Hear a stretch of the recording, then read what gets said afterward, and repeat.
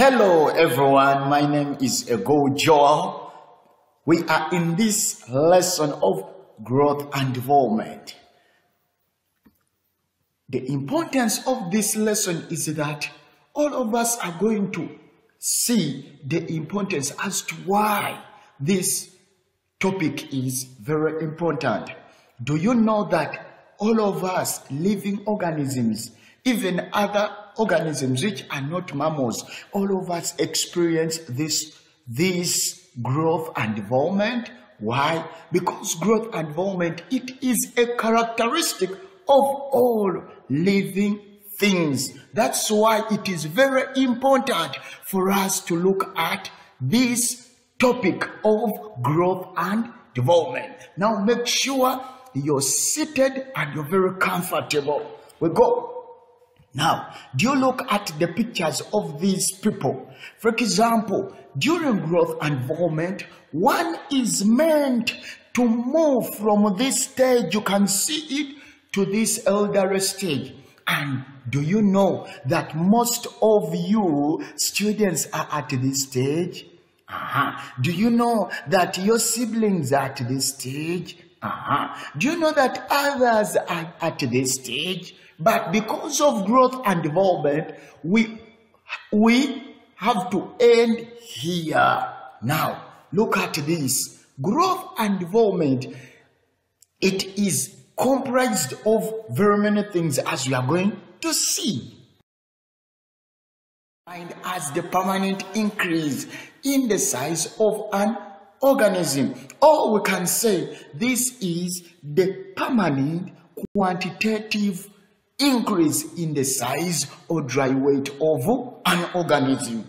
And growth is accompanied by amount of protoplasm. In other words, when the protoplasmic content increases, it implies that growth is taking place.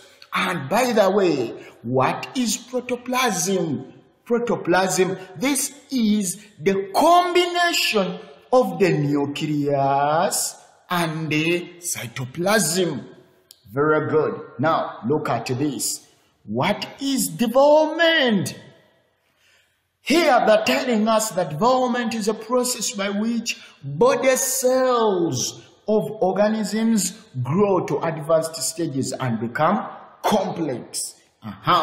In addition, development is the process by which body cells grow to advanced stages and become complex. Not only that, but development includes things like cell differentiation. That is when cells are specialized to do different functions. For example, we know the common example of cells, we know the red blood cells, which are specialized for transportation of oxygen. We have the white blood cells, which are specialized for defense of the body against the pathogens. So growth and development involves cell differentiation, involves organizations of cells into various structures. For example, when we talk about structures like organs, let us give examples of organs. We have kidneys, bladder, and very many others. Now look at this. Because we know that growth and development, it is a factor which cuts across all living organisms. In other words, growth and development is one of the major factors which is portrayed by living organisms. But however, growth and development differs in organisms. Now we are going to see what makes growth and development to differ. Growth and development differs because of the external factors. In other words, the factors that surrounds an organism and the internal factors within an organism. Now let us start to look at these factors one by one, and we see how they affect growth and development. Now, factor number one, we have amount of nutrients available for organisms. Now look at this. Always an organism which gets sufficient nutrients grows faster with faster than that one with a deficiency of nutrients. Now, I want us to take a look at these pictures. For example, do you see these children? This first child and the second child. This first child and the second child, all of them, they have the same age. But what causes the difference between them? It is availability of nutrients. Now, this child was well fed. She got a lot of nutrients. That's why she's healthy. And you see the smile. Now, but look at this one. This child is very miserable. Why? Maybe this child never got enough nutrients. Now, for example, look at this third picture. This one, it shows you these younger children. You can see they are very happy. I think they are from playing. They are very enjoying. Hey. But now, if you compare these children and this first child, you will see a very tremendous discrepancy. What do I mean? You will see a very tremendous change. Why? You as if see that maybe these children, they are of the same age like this one. But no. But because of the nutrients created a gap. Now you see, they affected the growth of this child.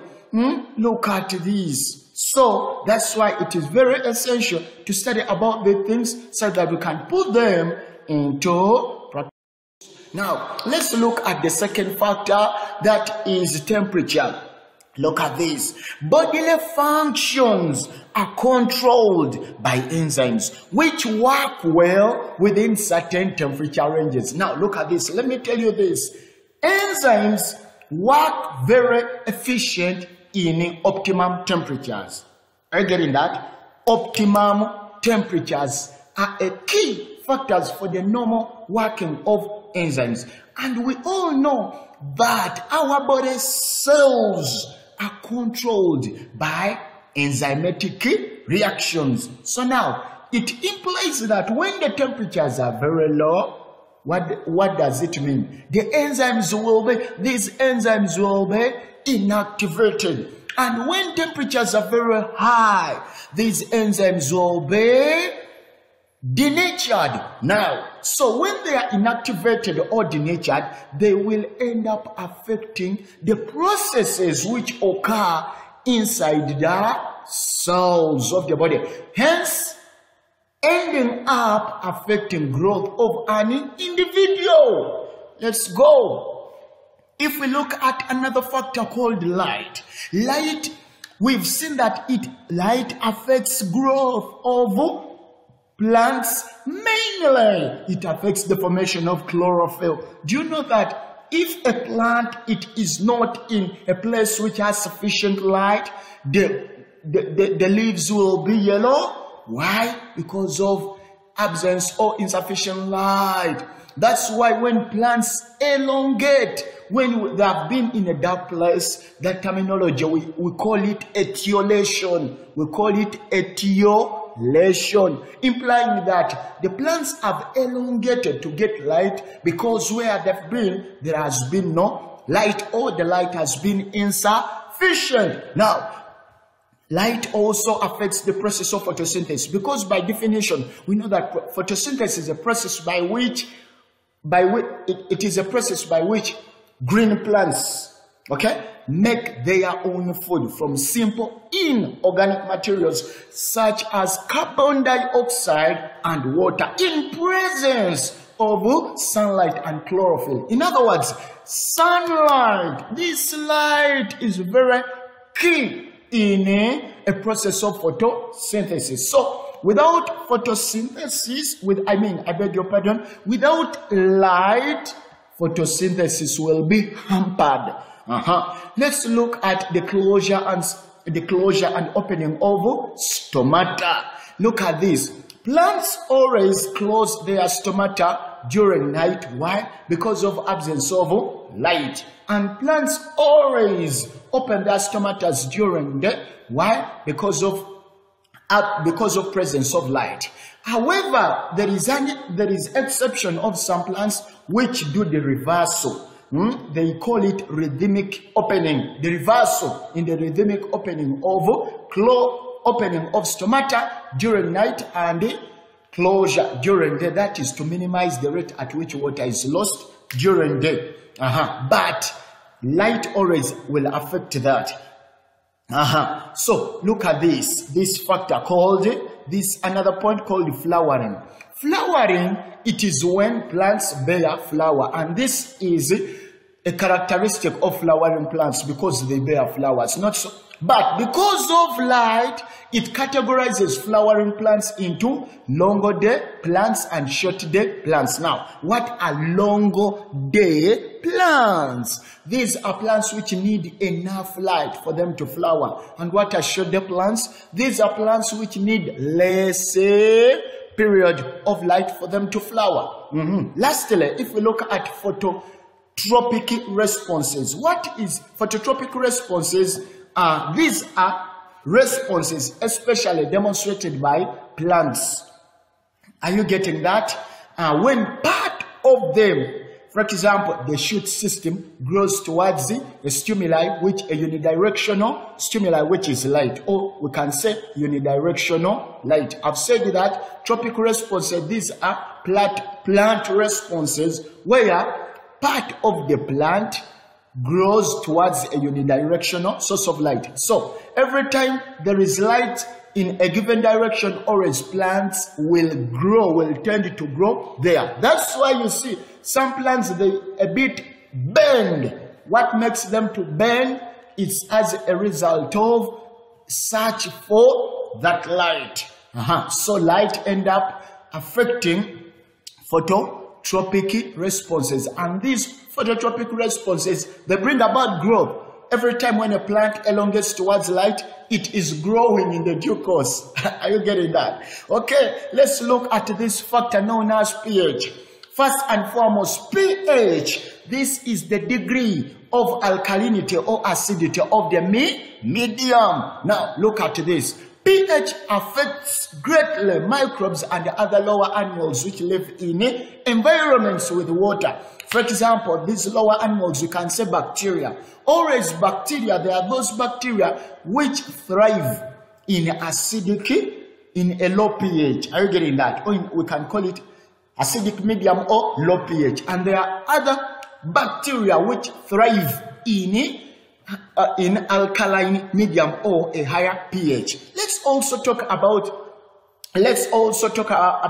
enzymes. Enzymes are specific to pH. Every enzyme has a specific pH which it operates. So when the pH is altered, automatically enzyme activity will be altered. And you know, when enzyme activity is altered, what will happen? Even the rate at which it catalyzes reactions in the cell will be hampered. What will happen again? It will end up affecting growth of an organism. Another factor, hereditary factor. This is the ability of an organism to grow.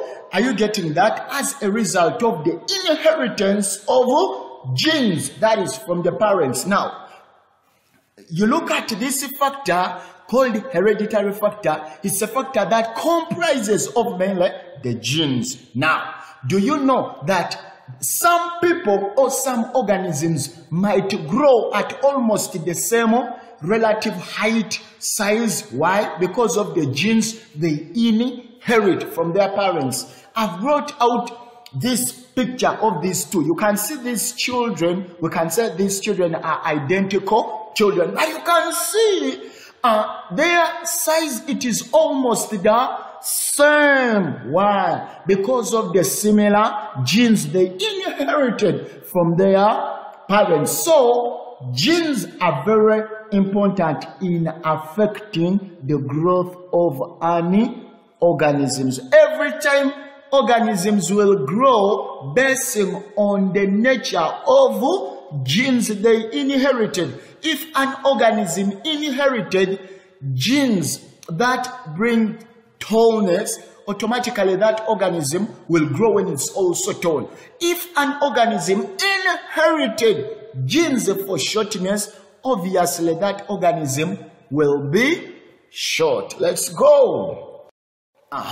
Look at another factor. It is called hormones. Look at this. Now, growth hormones such as thyroxine will always control the rate of growth. Now, let me tell you this. Some hormones, we've said like growth hormones, they control the rate of growth. And however, if they are secreted in amounts which are not needed by the body, they will end up affecting the body. There are some people who are giants, who are gigantic. Why?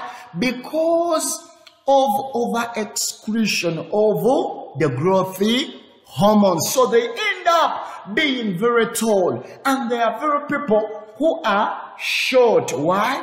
Because of hormones, growth hormones in them, which were under secreted. Now, let's look at this. If we look at this professor, you can see this professor, his height was affected. Why? Maybe because of the growth hormone were secreted in less amount.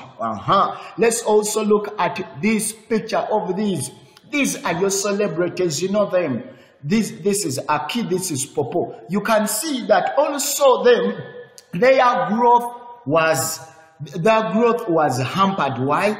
It seems that their growth hormones were less secreted. Another factor, it is diseases.